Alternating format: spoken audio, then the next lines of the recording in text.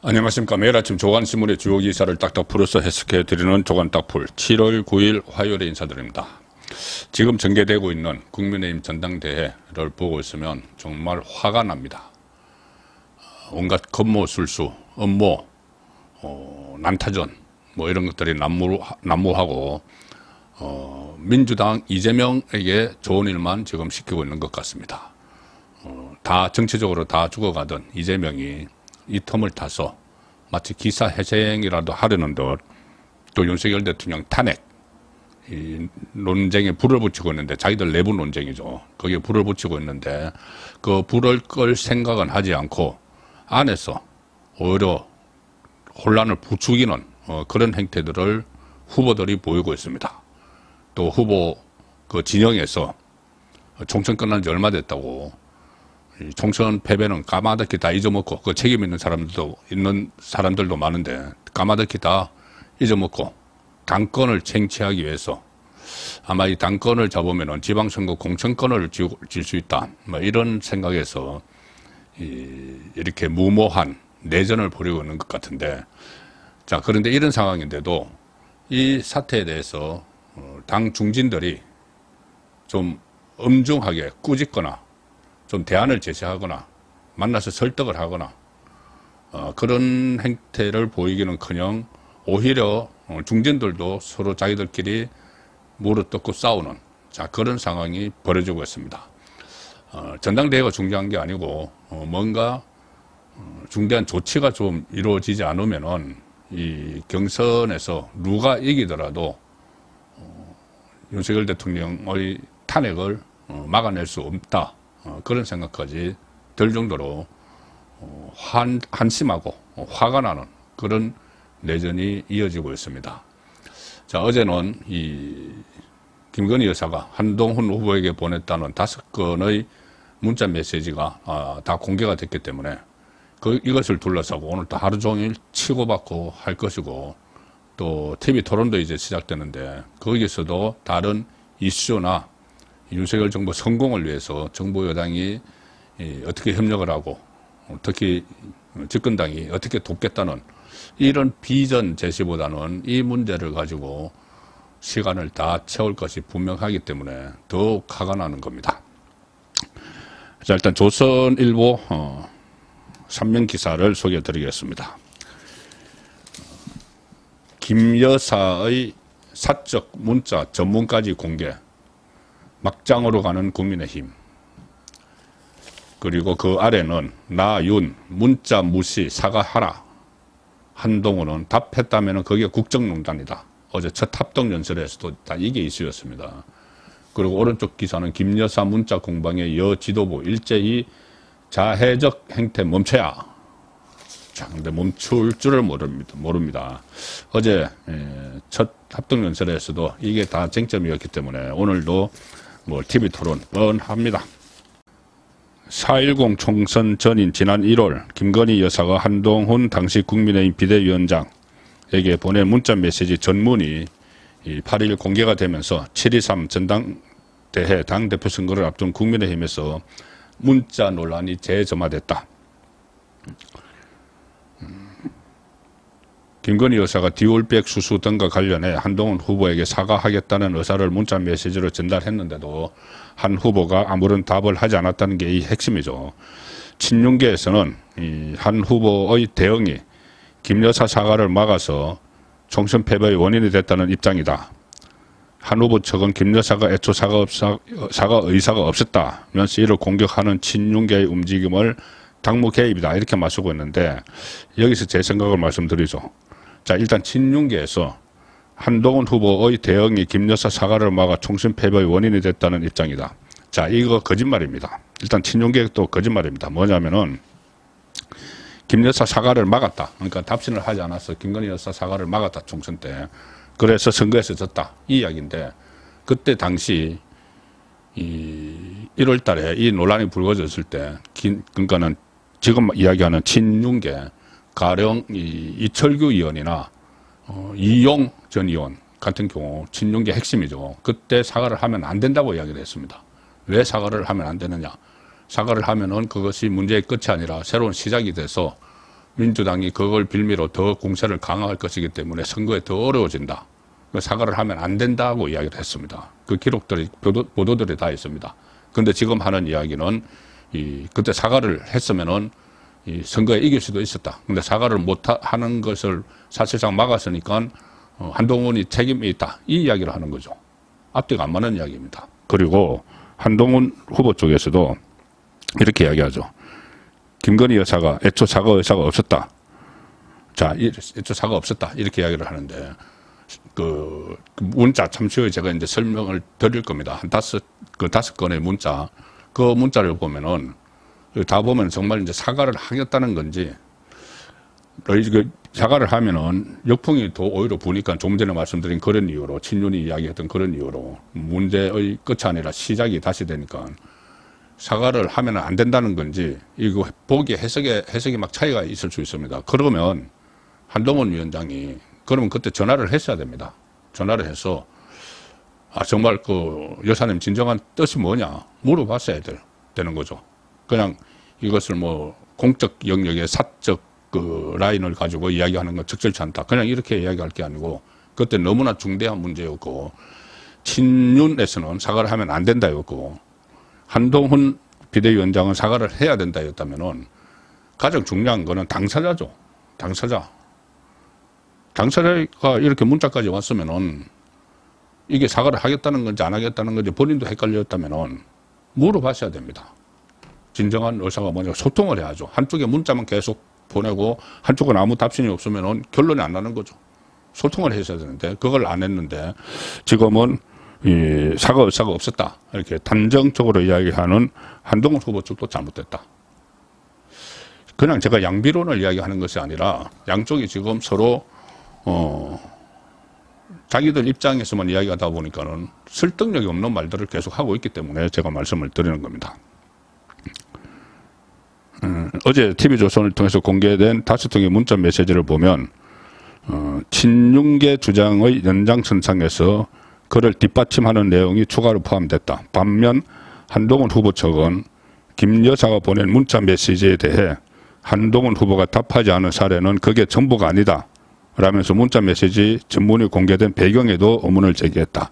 여러 가지 음모론도 막 난무를 하고 있고, 김 여사가 보낸 문자 메시지에 대해 답하지 않은 사례는 그게 전부가 아니다 이렇게만 이야기할 게 아니고, 또 어떤 내용이 있었는지도 이렇게 되면은 다 밝히든지 아니면은 여기서 다 중단해야 됩니다. 워낙 이게 후유증이 큰 사안이기 때문에 이 후보들이 합의를 해서 이 문제는 더 이상 거론하지 말자, 끝을 맺든지 해야 되는 것이죠.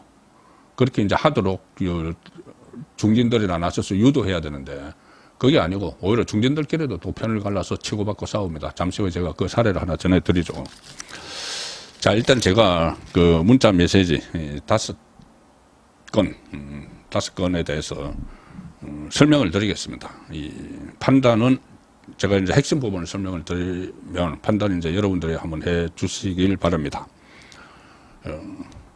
일단 이 듀얼백을 받는 동영상이 공개된 것이 1월 초죠. 1월 초에 동영상이 공개가 되고, 그 동영상 공개는 그 전에 됐습니다. 그 파문이 막 일어나고 있는데, 윤석열 대통령이 김건희 여사 특검법 거부권 행사를 한 게 1월 5일입니다. 1월 5일. 그래서 한 열흘 후에 1월 15일에 첫 번째 문자 메시지가 갑니다. 텔레그램 메시지로 김건희 여사에게서 한동훈 비대위원장에게. 요즘은 이겁니다. 요새 너무도 고생 많으십니다.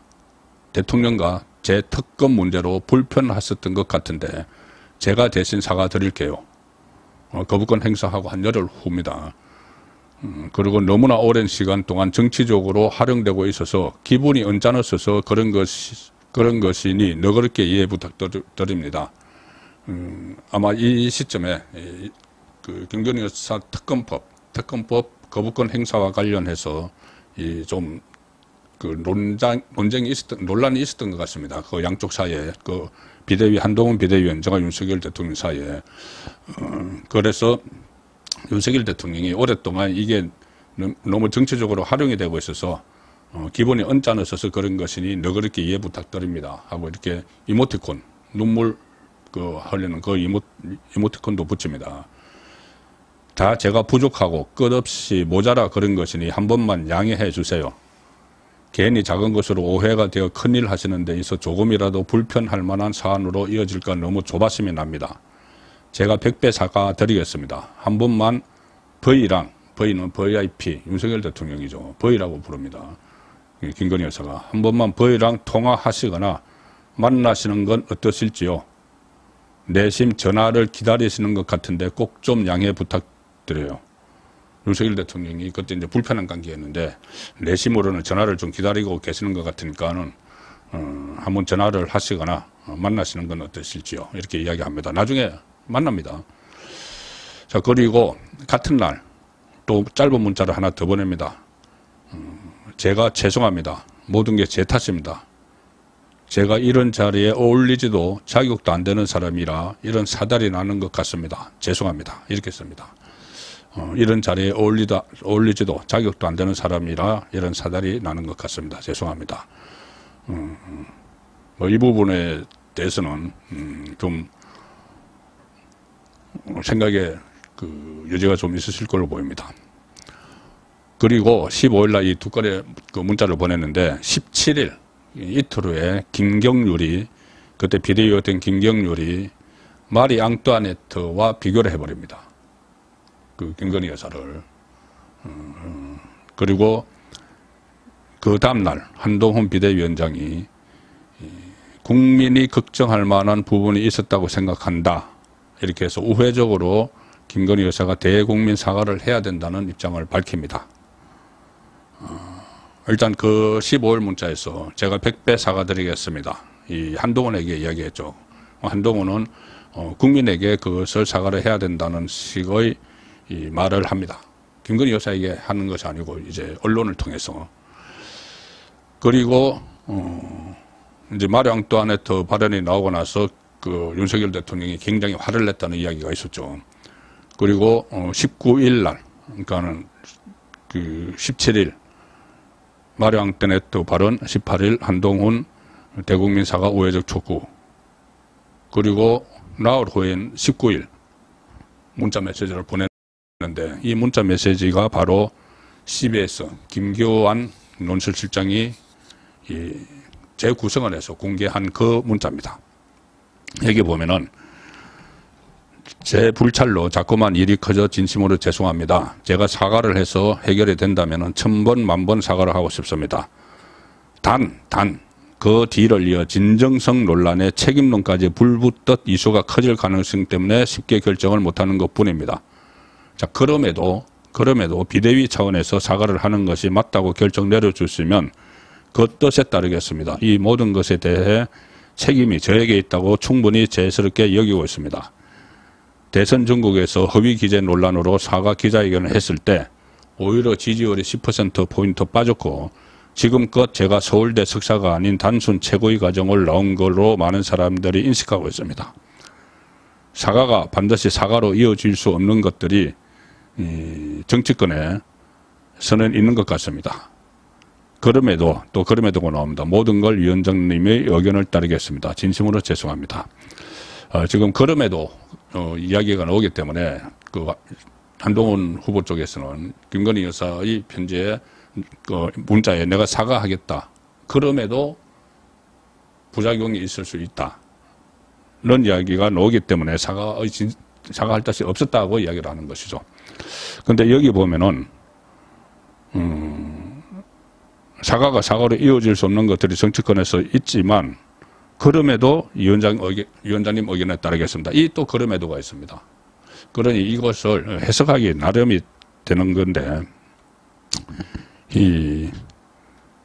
어쨌든 이 19일 문자 메시지가 오고 나서 21일에 윤석열 대통령이 이관섭 비서실장을 통해 한동훈에게 사퇴를 요구합니다. 자, 그래서 이 대목에서 확인되는 것이 하나 있습니다. 뭐냐면은 윤석열 대통령이 한동훈 비대위원장에게 사퇴를 요구한 시점이 21일이죠. 19일 문자를 받고 나서죠.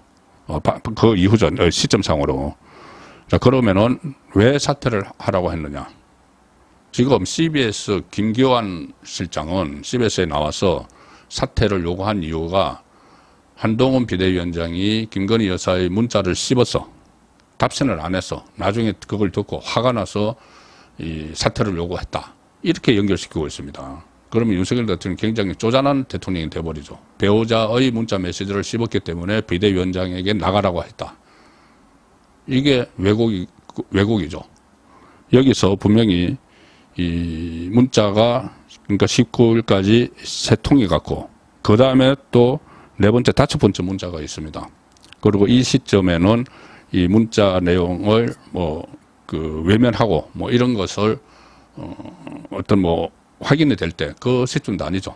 그래서 결국은 이관섭 비서실장을 통해서 사퇴를 요구한 것은 마리 앙뚜아네트 발언을 한 김경률 비대위원을 사퇴시켜라고 요구를 했는데 그걸 안 들으니까 한동훈 비대위원장이 듣지 않으니까는 그럼 당신이 사퇴하라. 이렇게 됐다는 게 지금까지 정설이죠. 이 시간 흐름을 보면 그게 맞습니다. 그런데 이 CBS 논설실장은 이 문자를 공개를 하면서 마치 문자를 한동훈 비대위원장이 씹었기 때문에 사퇴하라고 대통령이 요구한 것처럼 그렇게 왜곡을 한 거죠. 자, 그리고 그 다음에 1월 23일 사퇴 요구를 하고 나서 한동훈 비대위원장이 사퇴 못하겠다고 했죠. 그리고 이틀 후에 다시 문자가 갑니다. 여러 가지 몇 가지 이야기가 있는데 다 소개해드리기는 그렇고 김경률 회계사님의 극단적인 워딩에 너무도 가슴이 아팠지만 위원장님의 다양한 의견이란 말씀에 이해하기로 했습니다. 그때 김경률 마리 앙뚜아네트 발언에 대해서 한동훈 비대위원장이 당내에서 여러 가지 의견이 있을 수 있다 이런 식으로 이야기를 했죠. 그래서 위원장님은 다양한 의견이란 말씀에 그냥 이해를 하기로 했다. 전에 말씀드렸듯이 제가 너무도 잘못을 한 사건입니다. 저로 인해 여태껏 고통의 길을 걸어오신 분들의 노고를 해치지 않기만 바랄 뿐입니다. 위원장님께서 그럼에도 불구하고 사과가 필요하다고 판단하시면 제가 단호히 결심하겠습니다. 진심으로 잘못을 뉘우치고 있습니다. 다시 한번 여러 가지로 사과드립니다. 그리고 나서 24일에 그 서천 화재 현장에서 그 다음날 이 문자를 보낸 그 다음날 윤석열 대통령과 한동훈 비대위원장이 회동을 하죠. 자, 그리고 서천 회동 다음날 25일에 문자를 또 보냅니다. 대통령께서 지난 일에 큰 소리로 역정을 내셔서 마음이 상하셨을 걸로 생각합니다. 이 사퇴 요구를 했다는 그거죠. 큰맘 먹고 비대위까지 맡아주셨는데 서운한 말씀 들으시니 얼마나 화가 나셨을지 충분히 공감이 갑니다. 다 저희 잘못으로 기인한 것이라 뭐라 드릴 말씀이 없습니다. 조만간 두 분이서 식사라도 하시면서 오해를 푸셨으면 합니다. 정말 죄송합니다. 이렇게 했는데 이 25일 날 식사라도 좀 하시면서 오해를 푸시라 두 분이 윤하니 근데 실제로 29일 날 용산에서 오찬회동이 있었죠. 그래서 봉합이 됐는데 갈등이 봉합이 됐는데 이런 과정을 거쳐서 봉합이 됐는데 갑자기 지금 전당대회 국면에서 이게 불거지고 지금 전문까지 공개가 됐습니다. 한동훈 당시 비대위원장이 답변을 안 한 이유 일단은 이해되는 부분도 있고 이해가 되지 않는 부분도 있습니다. 이해가 어느 정도 되는 부분은 공적인 일을 사적인 인연을 가지고 풀기는 어려운 것 아닌가. 그리고 만약에 그렇게 했으면 국정농단을 했다고 할 거다. 이 말은 어느 정도 이해가 되죠. 그런데 좀 이해가 되지 않는 부분은 지금 제가 소개해 드렸다시피 사과를 하겠다는 생각과 하면은 부작용이 역풍이 있다는 생각이 계속 교차를 하고 있는 것 같습니다. 김건희 여사가. 그러면은 그때 굉장히 중요한 사안이었기 때문에 그러면 통화를 했어야죠. 통화를 했어. 정말 생각이 뭔지 물어보고 본인이 설득할 게 있으면 설득을 하고 했어야 맞는 겁니다. 그런데 그렇게 하지 않고 5건의 이 문자를 다 이렇게 지금 이야기 나온 대로 씹었다. 이 부분은 논란이 충분히 될 수가 있다고 저는 봅니다. 자, 그래서 이 문제가 지금 심각합니다. 동아일보는 김건희 문자 내전 이렇게 씁니다. 동아일보 오면 기사입니다. 일면에도 있습니다. 일면과 오면. 일면 기사는 자멸, 경고에도 여 당권 주자들 김 여사 문자 난타전 첫 합동 연설에 있었는데 당내 분열, 서로 내 탓만 하고 있다. 그리고 한동훈 대표대도 영부인과 당무 얘기 안 할 것이다. 원희룡 당정이 갈라지면 다 죽는다. 다 알면서 지금 이러고 있습니다. 한동훈 문자 답변을 했으면 국정농단이라 했을 것. 어제 강주에서 첫 합동 연설을 했죠. 나경원 다 같이 망하는 전당대회가 되어가고 있다. 윤상현, 한동훈, 원희룡 누가 되든 공멸의 길로 간다. 이러다 다 죽는다. 서로 그렇게 하면서 원인은 너 때문에. 자, 동아일보 이렇게 씁니다. 여당 내부에서는 이런 말이 나옵니다. 저질 자해 최대 수혜자는 이재명. 김여사 문자 논란이 오히려 더불어민주당의 김건희 특검법 빌미를 제공하고 당정관계 관련 논란이 최근까지 당에서 잠잠하던 개파 정치를 되살리고 있다는 측면에서 전당대회를 기점으로 당이 무너질 수 있다는 우려가 커지고 있다. 여당 의원 108명이 있는 온라인 단체 대화방에서도 자중해야 한다. 성명서를 내야 하는 것 아니야. 의원들의 거리나 계속해서 올라오고 있기 때문에 뭔가 이 조치를 취해야 될 것 같은데 그렇게 할 만한 사람들이 전부 다 자기들끼리 싸우고 있습니다. 자, 그 중에 한 장면을 소개해드리죠. 중앙일보 오늘 새벽에 나온 인터넷판 기사입니다. 사진 기사입니다. 한동훈, 유승민 길로 가고 있다. 홍준표 직격에 유승민이 올린 사진 2장. 자, 보시면은 시장에서 그리고 회의석상에서 홍준표 대구시장이 윤석열 대통령에게 90도 각도로 절을 하는 사진이 실려 있습니다. 뭐냐면은 홍준표가 페이스북을 통해서 한동훈 후보를 겨냥을 해서 배신의 정치 또 언급을 하면서 한동훈이 유승민의 길로 가고 있다 이렇게 이야기했습니다. 한동훈이 대표가 되면은 과거 박근혜 유승민 갈등처럼 대통령실과 여당의 충돌로 탄핵 트라우마가 재발할 수 있다 이런 주장인데 여기에 대해서 사례로 든 유승민이 발끈한 거죠. 사진 이 2장을 올렸습니다. 그러면서 아부꾼이다 이렇게 맞대응을 했습니다. 첫 번째 사진은 윤석열 대통령이 취임 후 처음으로 대구 서문시장 방문했을 때 그리고 그해 열린 2022년 시도지사 간담회에서 홍준표 시장이 윤석열 대통령에게 90도 허리를 숙이며 인사하는 모습 이걸 또 사진으로 올렸습니다. 그리고 윤석열 대통령이 힘이 빠지면 누구보다 먼저 등에 칼을 꽂을 자가 바로 코박콩 코를 이렇게 박을 것처럼 90도 인사를 했다고 해서 아부꾼이라는 것을 대통령과 당원들이 알아야 한다. 자기들끼리 또 이렇게 싸우고 있습니다.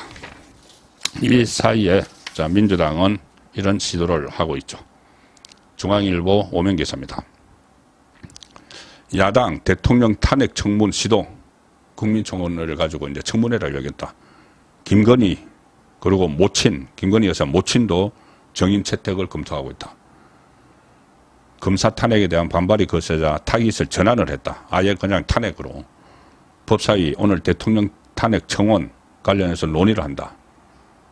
김건희 여사 명품백 의혹 등 5개 사유로 정인 채택을 검토하고 있다.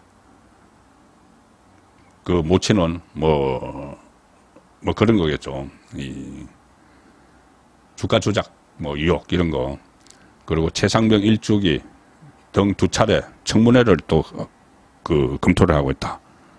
탄핵에 지금 시동을 걸고 있다는 이야기입니다. 자, 이 상황인데도 지금 국민의힘은 이런 모습을 보이고 있는 거죠. 조선일보 영민 기사입니다. 이재명 민생 중도 확장 내걸고 연임 출사표 민주당 대표 출마 내일 선언. 자, 정책 이슈를 가지고 민주당 지금 이재명 어제 제가 말씀드렸다시피 10월 달에 2개의 1심 결과가 나오는 이 상황에서도 국민의힘이 막 싸우고 있는 틈을 타서 마치 정책 정당인 것처럼 이렇게 포장을 하고 있는 상황입니다. 수권 능력 보여주는데 초점을 맞출 거다. 자, 여기에 대해서 누구 하나 말하는 사람이 없습니다. 자, 그런데 오늘 이 조선일보 오피니언 면에 목소리가 하나 실렸습니다. 김대중 칼럼입니다. 제목은 한의 무대가 아니다. 어떻게 살아남을지, 지선, 대선 어떻게 치를지 이 논쟁이라면 100번도 좋지만 지금 12번이 기가 막힐 뿐이다. 윤석열 정부는 자유, 민주 마지막 보루다. 무너지면 수십 년 후회한다. 우선 당부터 재건하라. 지금은 윤한 갈등 무대가 아니다. 이 시국 이 나라는 윤석열과 한동훈 갈등의 무대가 아니다는 요지의 이 칼럼인데 한번 시간을 내셔서 읽어보시기 바랍니다. 제가 상당히 동감을 하기 때문에 이 칼럼을 소개를 드립니다.